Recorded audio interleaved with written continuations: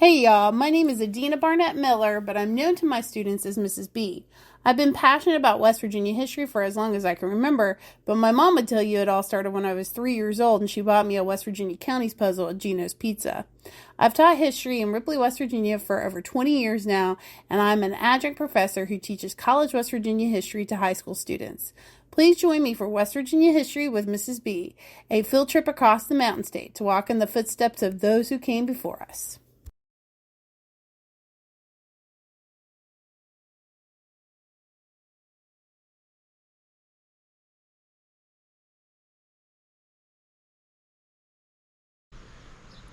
Hey y'all, it's West Virginia History with Mrs. B, and today we are going to do part 3 of our march to Blair Mountain. We are in Clothier, West Virginia, and we're getting ready to head into Logan County. We're right on the Boone County-Logan County line, and our goal is to make it to Blair Mountain, where most of the fighting during the West Virginia Mine Wars, specifically, during the Battle of Blair Mountain took place. So stick with us. We're going to keep heading south to Blair Mountain. What route are we on? We are on Route 17. Okay. West Virginia 17. Okay. We are on West Virginia Route 17 and we're headed, I guess, west towards Blair Mountain. We are still in Boone County, but we will be crossing into Logan County very, very shortly. Sarah, what were you saying about the border right here? It's pretty much right through here, and it's jagged, so you're in and out in places that you may not necessarily have a sign. So at one point you could be in Boone, back in Logan, Boone, Logan, Boone, Logan. This is definitely rugged mountain country. Do you know if the creek is the border, or I wonder? That's so interesting. Oh, that's a really nice lake out there. Oh my. Oh my.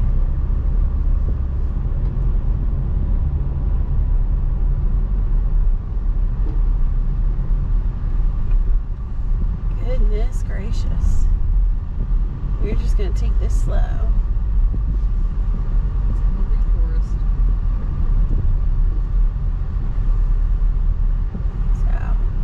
On the search for the Logan County sign. Maybe there will be one.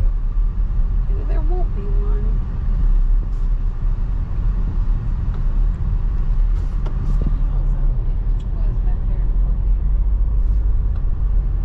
The Logan County sign was in Clothier. Oh, it was in Clothier? We'd already passed it. Oh, I missed it.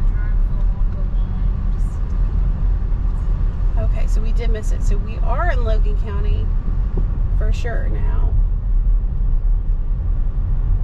I know, I was shocked that I had cell phone service there at Clothier. So the miners were marching here, and they're going to march towards Blair. This is where they're going to prepare. This is going to be like the back line of the battle, is here at Sharpless and Clothier, and then where the fighting is going to be happening is on the other side of Blair Mountain from where we are right now, towards Man.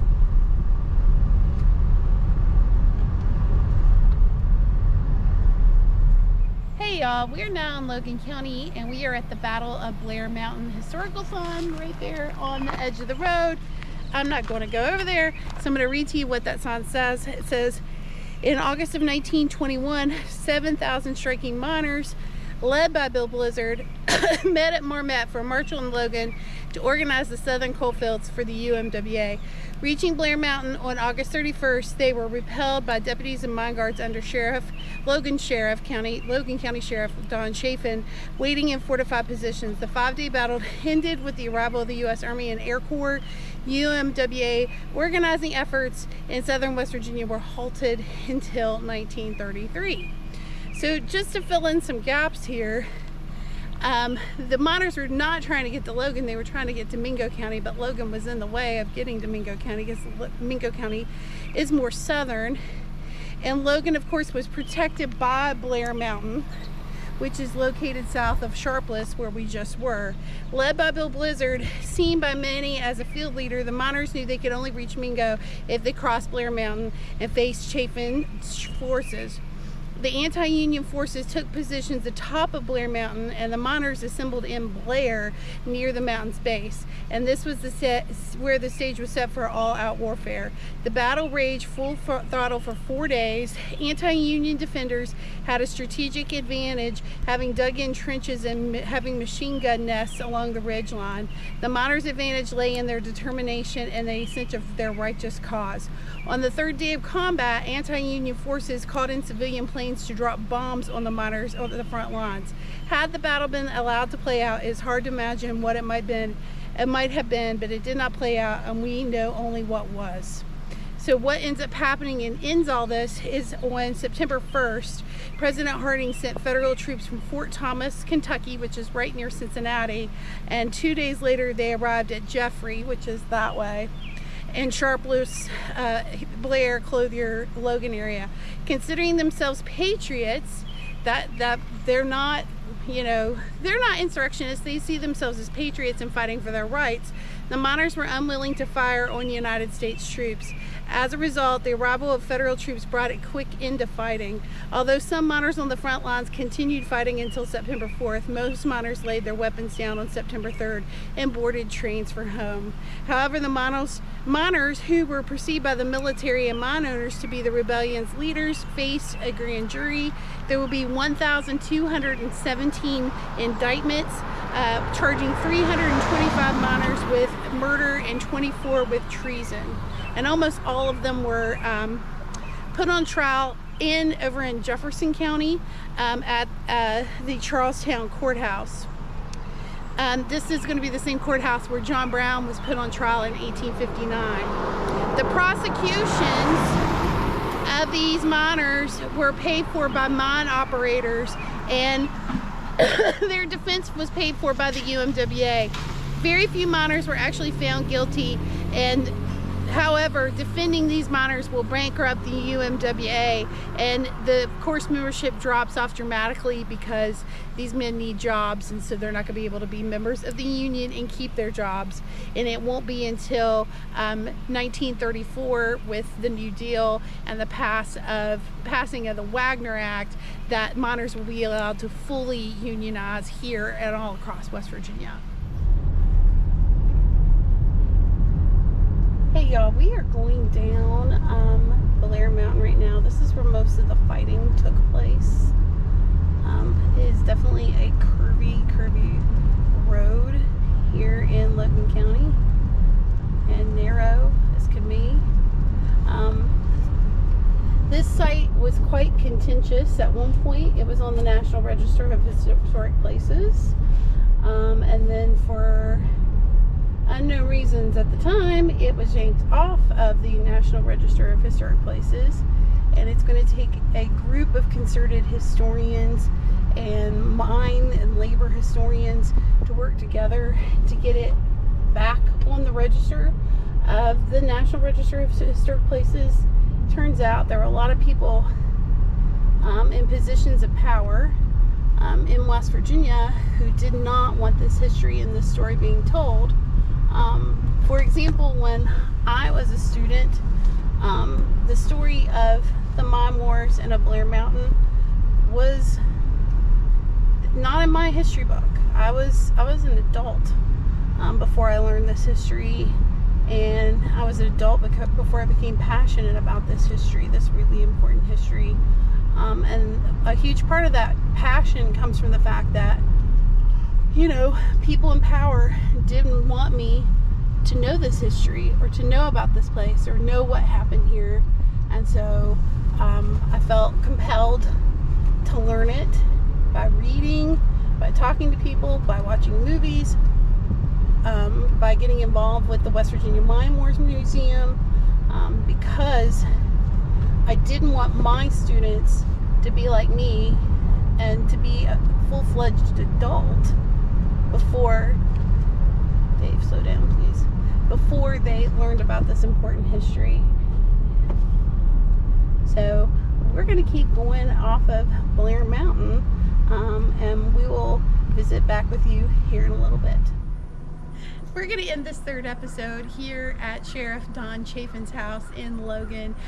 Chafin and his deputies from Logan County were able to stop the miners there at Blair Mountain, just out the road. But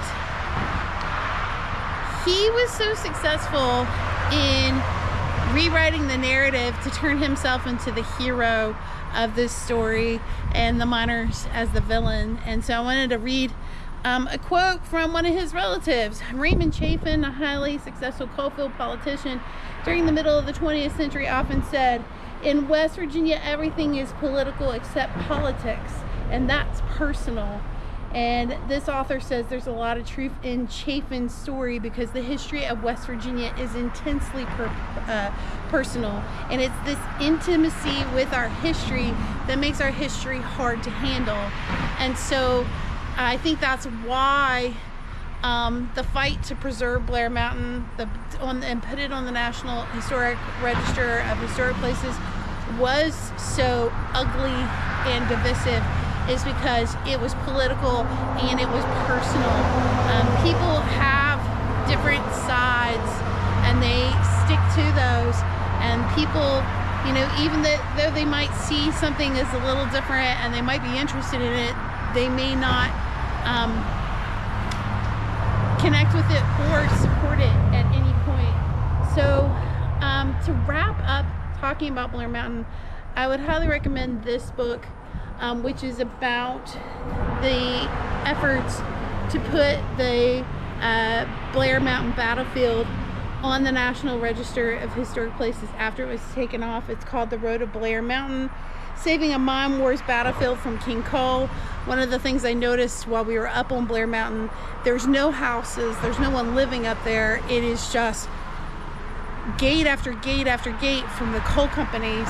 And so this book is by Dr. Charles Keeney, or Chuck Keeney, who is actually Frank Keeney's great-grandson, and it's about his efforts with others to preserve the battlefield. There's still no monument up on that mountain except for that West Virginia road sign that we showed you earlier. But I hope and I pray, and I'll do whatever it takes to finally get a monument or something up there to remember those lives that were lost, as well as to remember all of those people who were willing to put their lives on the line for their belief in a strong union to help coal miners here in West Virginia. So thanks for joining us here on West Virginia History with Mrs. B. I hope you've enjoyed this drive to Blair. It was quite the experience today, making this trek across Kanawha, Boone, and Logan counties. And if you're interested in learning more, we have a whole bunch of West Virginia Mine Wars episodes here on West Virginia History with Mrs. B that will teach you all kinds of stuff about why this happened, what the background of it is. We'll show you the museum, we'll show you the monuments in more detail. So definitely check it out. We actually have a playlist as well. So thanks for joining us. Thanks y'all for watching. Please like, share, and subscribe to West Virginia History with Mrs. B on both Facebook and YouTube.